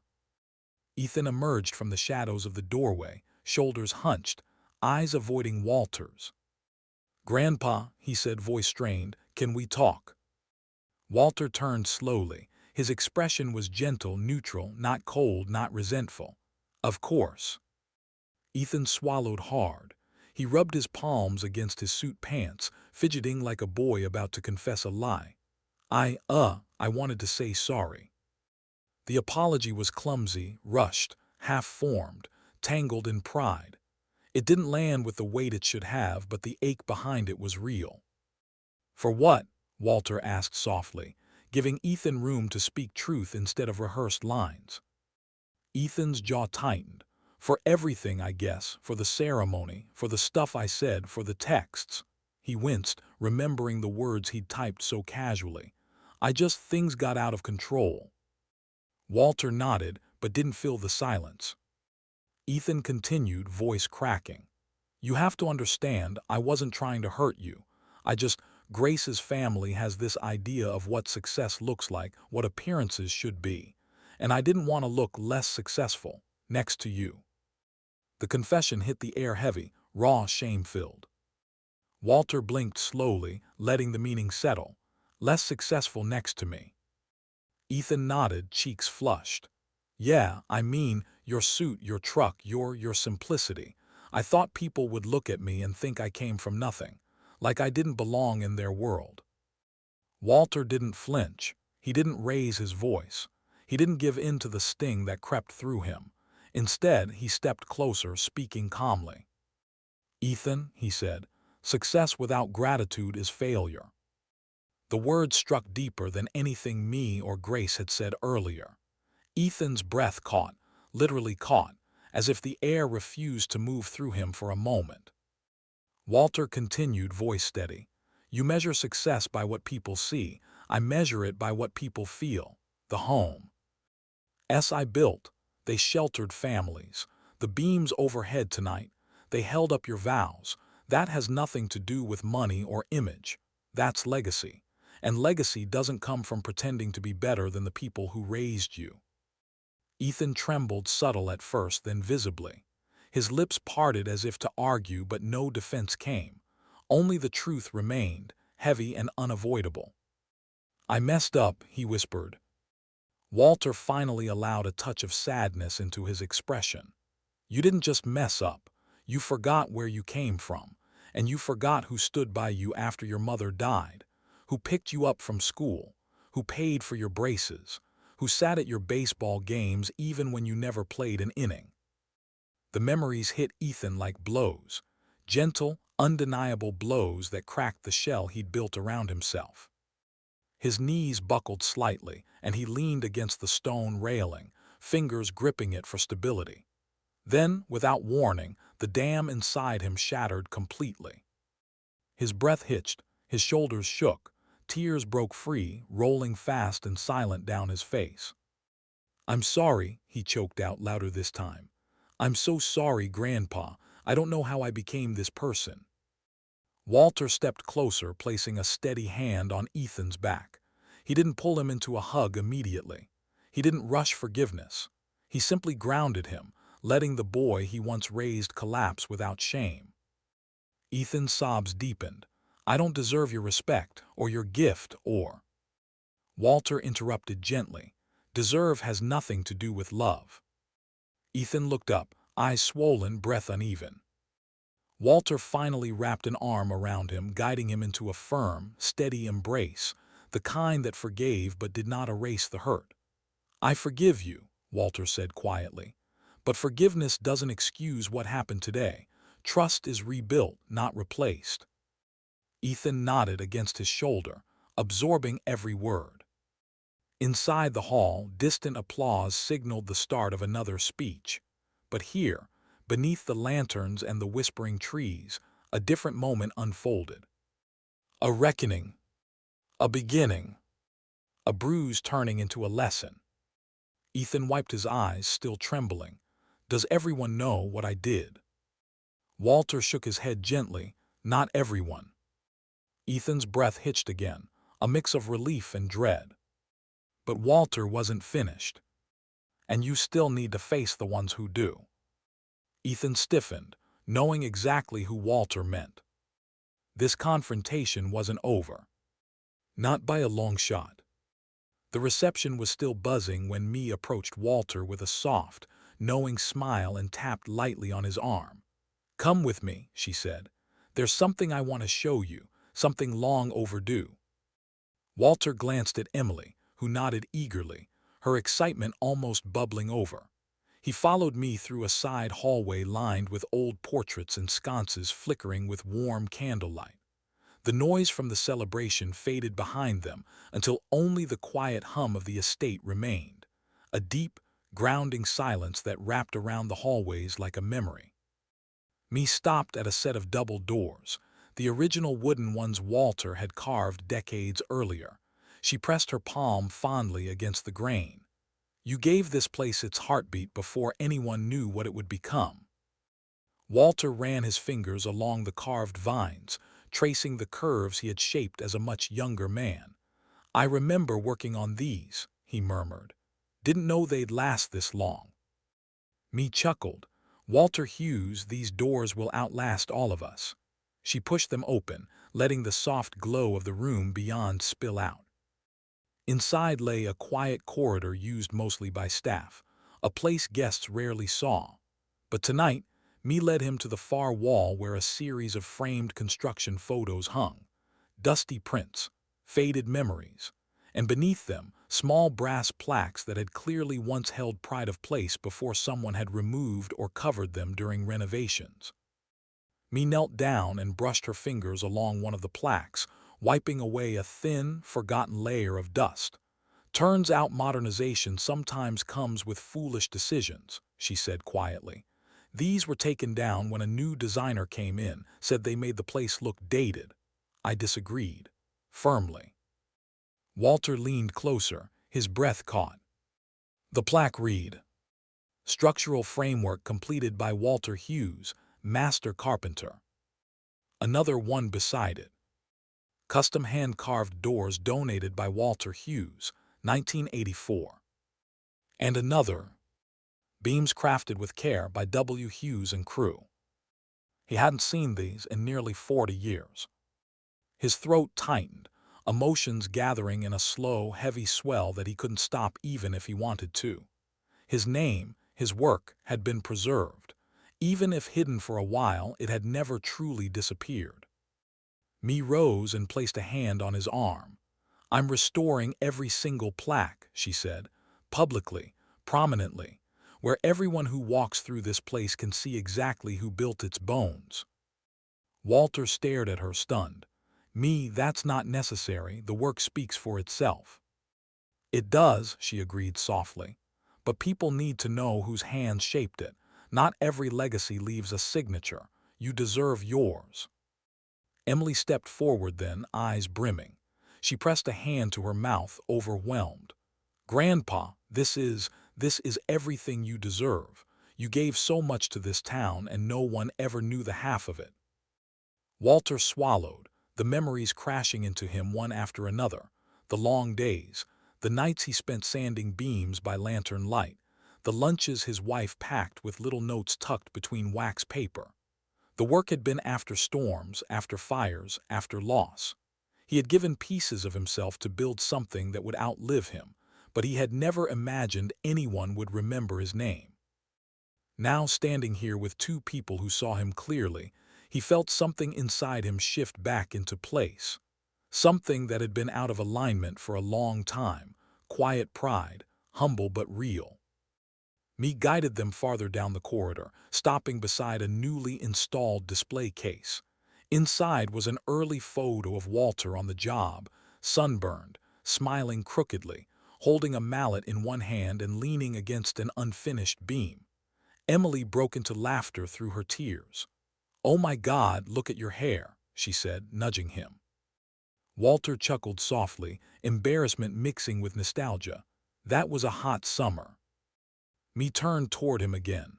"Walter, I want you consulting on the next expansion project. We're adding a new wing, a garden hall. I don't trust anyone else with the structural work or the artistic details. The estate needs your touch again." Walter blinked slowly. Me, I haven't taken on big jobs in years. I'm not the young man I was. She shook her head.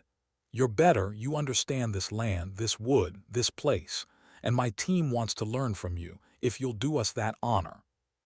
Emily's hand tightened around his. Grandpa, say yes. Walter took a slow breath. The idea frightened him, but not in a bad way. In a way that reminded him he was still capable, still needed, still part of the world he had helped build. Finally he nodded. All right, me, I'd be proud to. Me's smile widened. Good, because this estate was never complete without you. As they stepped back through the carved doors and toward the glow of the reception, Walter carried something new in his chest, something solid, renewed. But he also sensed that the night's revelations weren't finished. There was still more ahead. The weeks following the wedding unfolded more gently than Walter expected. The town moved through early summer like a slow, warm breath, sunlight spilling across porches, wind chimes ringing softly in the afternoons. And with Me's encouragement echoing in his mind, Walter returned to something he hadn't embraced in years: carpentry. It began with small projects. A neighbor asked if he could repair a warped window frame. Another wanted help refinishing an old dresser that had belonged to her grandparents. Someone else needed a porch railing replaced. Walter accepted each request with quiet eagerness. Soon his workshop smelled again of fresh sawdust, pine shavings, and varnish. The scent filled him the way memories once had, steady, comforting, grounding. He worked slowly at first, letting old muscles reacquaint themselves with familiar motions. But the rhythm came back quickly. His hands remembered what his mind had doubted. He carved smooth edges, tested joints, tightened dowels with the same precision he'd used decades ago. The weight of tools felt good in his grip, warm, familiar, almost alive. Emily stopped by nearly every afternoon after work. She moved around the workshop with purpose, setting up new lighting, reorganizing tool racks, and placing a laptop on an old stool. Grandpa, you need an email people can reach you at, she said, typing quickly.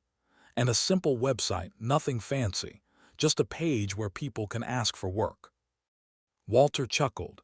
I've gone 72 years without one. Emily shot him a look. Times change. Besides, you're a local legend now. Legend, he scoffed, sanding a corner of oak. Legends are for stories. Grandpa, she insisted gently, you are a story people tell. And she wasn't wrong. Word spread fast. Young builders, some barely out of their apprenticeships, began stopping by his workshop. They arrived nervous, polite, sometimes carrying a piece of lumber they had messed up or a blueprint they couldn't quite interpret. Mr. Hughes, one young man said, holding out a half-finished birdhouse, I don't know where I went wrong. Walter examined it with a patient eye, pointing out the angle that needed adjusting, the cut that had drifted off-center, the grain that wanted to split. He didn't talk down to them. He didn't criticize. He guided, encouraged, taught them the way he'd taught Ethan when Ethan was small. Soon the workshop became more than a workspace. It became a quiet gathering spot, a place where young men and women came to learn, ask questions, or simply sit and watch Walter work. They admired not just his skill but his patience, his gentle humor, his willingness to explain the same technique 3 times without frustration. And slowly, almost imperceptibly, Walter became something rare, a living pillar of the community, a craftsman whose work people pointed at in their homes, a teacher whose advice they repeated, a man whose dignity had not been erased by age or circumstance. But while the town saw him clearly, someone else saw him from a distance, often literally. Ethan. He drove by the workshop more than once. Sometimes he parked across the street and watched quietly as Walter guided a young builder through a complicated joint cut. Sometimes he saw Emily laughing with her grandfather, carrying boxes of sandpaper or rearranging clamps. Sometimes he saw Walter stand in the doorway, wiping his hands on a rag, talking warmly to neighbors. Every time Ethan watched, Regret tightened in his chest. He hadn't yet found the courage to step inside. He wasn't sure he deserved to. He finally approached Emily one evening, when she stopped by his house to return a necklace Grace had borrowed. He said, awkwardly clearing his throat, "Can I talk to you for a second?" She studied him carefully. "About Grandpa." He nodded. Ethan looked down, ashamed. I don't know how to fix things. I apologized, but he still feels distant. Not angry, just guarded." Emily crossed her arms, waiting. Ethan let out a defeated breath. "How do I reconnect with him? I mean really reconnect. I don't know where to start." Emily didn't answer immediately. She seemed to weigh her words, letting silence stretch just long enough to make the truth matter. Then she spoke, her tone calm but firm. "Start," she said, "by respecting the man you're trying to reach." Ethan looked up slowly. Emily continued, "Grandpa spent his whole life giving without asking for anything. You disrespected him not just once but again and again, and only apologized when you got caught in your own reflection. If you want to rebuild that relationship, you can't approach him like you're entitled to it. You have to approach him with humility, gratitude, and consistency." Ethan swallowed hard. The weight of her words settled deep. Emily stepped back toward her car but paused before opening the door. "When you're ready to show him that you see him, not just need him, that's when he'll let you back in." Ethan nodded, understanding but overwhelmed. The workshop lights flickered on down the street, glimmering softly through the trees. Walter was still inside, still working, still building, not just wood but the next chapter of his life. Ethan stared toward the glow, knowing the hardest part was still ahead. And he wasn't sure, yet, if he was ready to face it. It was late afternoon when Walter heard the familiar crunch of gravel outside his workshop. The sun was lowering behind the ridge, casting long, slow shadows across the yard. He didn't look up at first. He assumed it was another young builder dropping by for help. But the footsteps that approached were hesitant, uneven, almost dragging. They carried a weight far heavier than a tool belt or a box of nails. Walter set down his chisel and turned. Ethan stood in the doorway. Not dressed in expensive clothes, not styled for impression. No Grace beside him, no audience, no armor of pride. Just Ethan, eyes reddened, shoulders slumped, hands twisting nervously at his sides. "Grandpa," he said quietly. The word trembled, stripped of everything except truth. Walter waited, not coldly, not impatiently, just openly. Ethan stepped inside, closing the door behind him with a soft click. His gaze drifted across the workshop, the sawdust, the half-finished wooden stool, the tools neatly arranged along the wall. He took a deep breath, steadying himself. "I didn't bring anyone with me," he said. "I didn't practice what I'm going to say. I didn't rehearse it with Grace or run it by her parents." His throat tightened. "I just needed to come alone." Walter nodded once. "All right." Ethan swallowed hard, his voice cracked. "I'm sorry." It wasn't rushed this time. It wasn't defensive.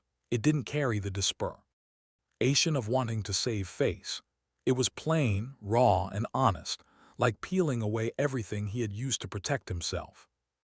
Ethan's chin trembled.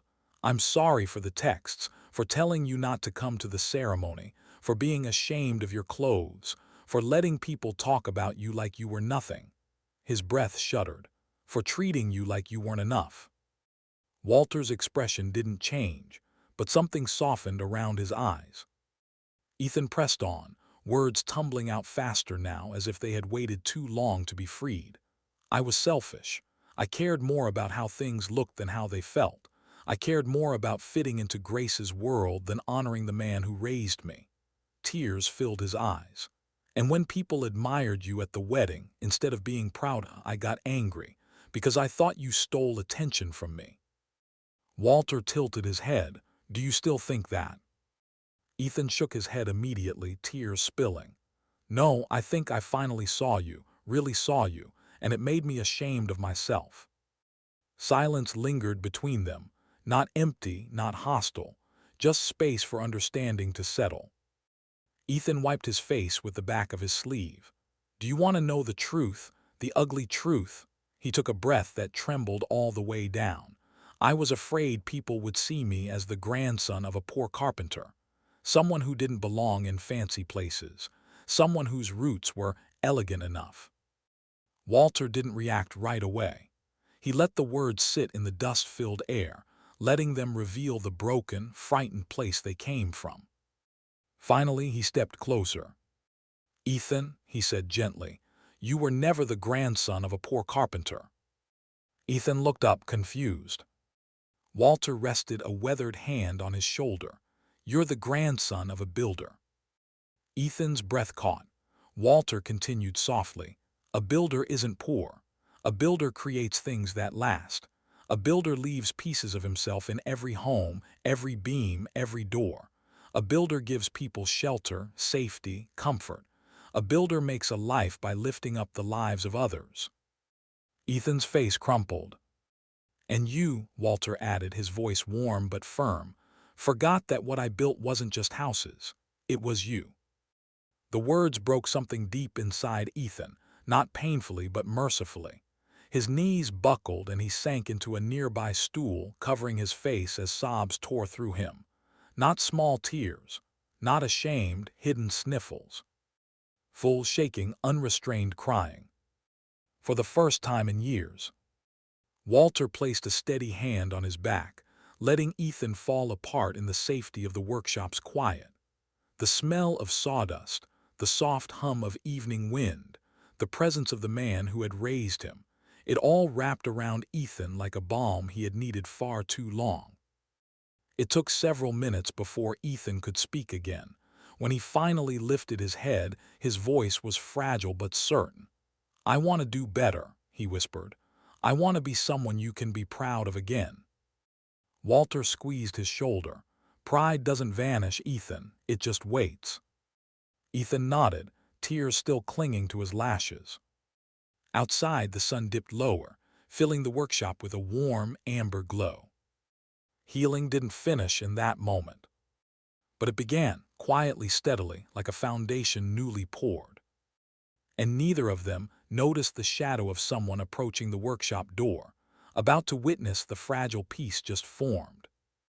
The afternoon sun hung low over Me's estate, casting soft, warm light across the garden where guests lingered after the wedding brunch. The earlier tension of the wedding had evaporated, replaced by an atmosphere that felt lighter, more grounded, almost as if the truth that had surfaced over the last 24 hours had cleared the air itself. Walter stood near a cluster of rose bushes, talking quietly with Emily, when Grace approached with Ethan at her side. Their fingers were interlaced, no longer out of obligation or posing for guests, but with a sincerity that hadn't been there earlier. "Mr. Hughes," Grace said breathlessly, "we were wondering if you'd join us for a photo, a new one." Walter blinked in surprise. "Another photo? You've taken so many already." Ethan shook his head. "No," he said, "this one's different. This one's for us, for our family." He exchanged a glance with Grace, one filled with meaning, remorse, and a hint of newfound humility. "And we'd like you in the center." Walter froze. The center. Earlier that very morning he had been asked, no, pushed, to step out of the photos entirely. Now they were asking him to stand at the very heart of one. It didn't erase what had happened, but it shifted something deep within him, tugging gently at a wound he hadn't expected to heal so soon. Emily's hand squeezed his arm. She didn't speak. She didn't need to. The tremble in her smile said everything. Together they walked back toward the courtyard where the photographer waited, adjusting his lens. As Walter approached, Grace's family rose from the seats. Charles Campbell stepped forward first, offering his hand. "Mr. Hughes," he said with warmth that hadn't existed days ago, "it would be our honor to have you in this photo." He gestured toward the spot directly beside the bride and groom, front and center. Walter shook his hand cautiously. The man's earlier pretension had vanished. All that remained was respect. genuine respect. Grace's grandmother rose next, her eyes sparkling. "I told Grace," she said with a soft laugh, "that these beams felt like they'd been carved by a man with heart. Now I see I was right." Guests overheard and began drifting closer, many smiling, some offering grateful nods. The whispers that had earlier been sharp and judgmental were now warm, reverent, almost affectionate. "Mr. Hughes, can we get one with you afterward? I'd love a picture with the man who built my childhood home. You made this place feel alive." Walter tried to wave off the attention with modest smiles, but people kept coming. Their faces glowed with admiration, not the hollow admiration people reserved for wealth or showmanship, but the kind reserved for someone whose work had shaped their lives in quiet, unspoken ways. He felt no humiliation now, only warmth. The photographer lifted his camera. "All right, everyone, let's get our family lined up." The word family hit Walter's chest with surprising force. Grace stepped to his left and looped her arm gently through his. Ethan stepped to his right, resting a steady hand on his grandfather's shoulder, firm, intentional, no longer afraid of being seen beside the man he had once pushed into the shadows. Emily stood just off to the side, tears gathering faster than she could wipe them. "Grandpa, you look perfect," she whispered, voice cracking. Walter's throat tightened. He looked from Grace's gentle smile to Ethan's humbled expression, to Emily's shimmering eyes, then up toward the beams overhead, the same beams he had crafted with young, strong hands decades ago. They were holding the space together just as he had held parts of this family together over the years. "All right," the photographer said, stepping back. "Everyone ready?" Walter nodded, a soft, genuine smile spreading across his face. But before the shutter clicked, Ethan cleared his throat and raised his voice just loud enough for the guests nearby to hear. "Before we take this picture," he said, "there's something I want to say." The courtyard quieted. Ethan turned slightly toward Walter. "This is my grandfather," he announced. "The man who built this estate, the man who built half of our town, and the man who built me." Gasps mixed with soft applause. Some people even wiped tears. Walter's eyes glistened, though he tried to blink the emotion away. The attention didn't feel sharp or cutting now. It didn't feel like scrutiny or spectacle. It felt right, honest, like the light inside the hall had finally reached him instead of passing over him. "Thank you," Walter murmured, barely above a whisper. "Ready?" the photographer called. Walter stood tall, not out of pride but out of peace. Genuine, earned peace. The camera shutter clicked. The moment captured wasn't staged. It wasn't for show. It wasn't about aesthetics. It was the first photo in which Walter truly felt like part of the family. But as the applause faded and people drifted away, a voice called his name from behind, someone with something still left to say. And Walter knew the day wasn't done yet. The farewell brunch unfolded under a canopy of soft morning light. The estate's garden felt calmer today, less adorned, less ceremonial, more honest. Birds rustled in the nearby trees. Silverware chimed gently. Conversations blended into a warm murmur. It was the kind of atmosphere where truth felt easier to speak. Walter sat at a small round table near the edge of the patio, sipping coffee that tasted a little sweeter than usual. Emily sat beside him, flipping through photos on her phone, every now and then showing him one and smiling at his shy reaction. He was comfortable, grounded, content in a way he hadn't felt in years. Then the clinking of a glass drew everyone's attention. Ethan stood near the center of the garden, holding his champagne flute in a hand that trembled, but not with fear, with purpose. "Excuse me," he said, clearing his throat. I'd like to say a few words before everyone leaves." The crowd quieted, curiosity pulling every gaze his direction. Grace touched his back lightly, encouraging. Her grandmother watched him with approval. Even Charles Campbell folded his hands, ready to listen. But Ethan was looking at only one person, Walter. He drew a slow breath. "Yesterday," he began, "I learned something about legacy, not the kind you post online, not the kind you buy with decorations or venues or designer suits." His voice steadied. "But the kind you inherit and the kind you build." People leaned closer. Ethan lifted his chin slightly, as if ready to finally face himself. "My grandfather spent his life building homes, bridges, beams, doors, places where families could grow, places where memories could be made. He gave this town shelter after storms, structure after chaos, comfort after loss." Murmurs of agreement rippled through the brunch. "And for too long, I was blind to that." His voice thickened. "I was ashamed of the very man I should have been proudest to stand beside. I cared about looking successful, not being worthy of the people who helped me get here." A hush fell across the space. Ethan swallowed hard. "My grandfather didn't just build houses. He built stability for me and my sister. He built discipline, patience, and love into us. He built a foundation that I stood on, even when I pretended I didn't need it." Walter's eyes softened. Emily wiped at hers. Ethan's voice cracked openly now, "And I disrespected him. I tried to push him out of my wedding because I thought he didn't fit the image I wanted to show the world." His breath hitched. "I was wrong, deeply wrong." He set down his glass, no longer needing it. "If this weekend taught me anything, it's that true legacy isn't about how things look. It's about who made them possible, and who made you possible." His eyes glistened as he said, "And for me, that's Walter Hughes." A round of applause rose, gentle but heartfelt, swelling with genuine admiration. Walter exhaled slowly, a warmth spreading through his chest. He wasn't overwhelmed this time. He wasn't embarrassed. He wasn't fighting tears, even though they pricked at the corners of his eyes. He felt steady, seen, honored in a way that sat easily on his shoulders. Grace's grandmother approached him first. She took his hands in hers, squeezing with surprising strength.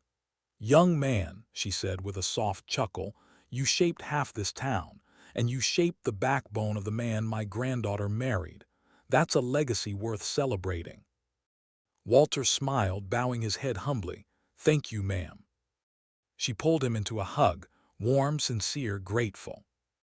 As the brunch wound down, guests approached Walter one last time, some thanking him for his craftsmanship, others for being an example of quiet resilience. A few simply shook his hand and said they were honored to have met him. Walter accepted each moment with that familiar, modest dignity. After the crowd thinned, he stepped outside the garden gate and walked a few paces into the open field. The warm air brushed over him, filling his lungs with something that felt like renewal. He looked out toward the rolling hills, the sun draping them in a golden haze. Everything inside him felt peaceful. Footsteps approached from behind, softer this time, not hesitant, just deliberate. Ethan walked up beside him. For a moment, neither spoke. Then Ethan whispered, voice low with emotion, "Grandpa, you built my whole future." Walter turned to him slowly, the words settling deeper than Ethan could ever guess. His heart swelled, not with triumph, not with vindication, but with a quiet, profound completeness.